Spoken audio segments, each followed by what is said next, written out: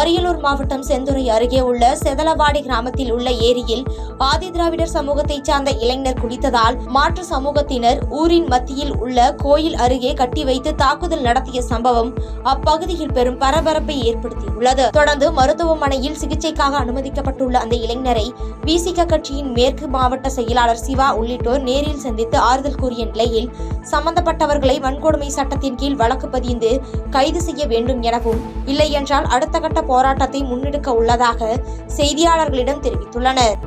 2025 காலகட்டத்திலும் அறிவியல் வளர்ச்சி, விஞ்ஞான வளர்ச்சி அடைந்துள்ள சூழலிலும் ஒரே ஊரில் குளிக்க சென்றதற்காக சாதி பெயரை சொல்லி இழிவாக திட்டி உயிரிக்க அச்சம் ஏற்படும் வகையில் அடித்து துன்புறுத்திய அந்த 4 சாதி வெறியர்களையும் உடனடியாக வன்கொடுமை தடுப்பு சட்டத்தின் கீழ் கைது செய்ய வேண்டும் என அரியலூர் மாவட்ட விசிக சார்பாக மாவட்ட காவல்துறை துணை கண்காணிப்பாளரிடம் முறையிட்டுள்ளோம்.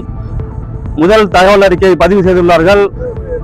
இன்றைக்குள் விரைந்து குற்றவாளிகளை, சாதி வெறியர்களை கைது செய்வதாக உறுதியளித்துள்ளனர்.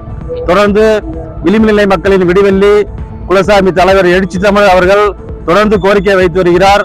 தமிழ்நாடு அரசுக்கு திராவிட மாடல் ஆட்சி நடத்தி வரும் மாண்புமிகு முதல்வர் அவர்கள் இதில் உடனடியாக தலையிட்டு ஆணவ கொலைக்கு எதிராக தனி சட்டத்தை இயற்றுமாறும் தலைவர் சார்பிலும் அரியலூர் மாவட்ட விசிக சார்பிலும் கோரிக்கை வைக்கும். பாதகம் செய்பவரை கண்டால் நாம் பயம் கொள்ளலாகாது பாப்பா.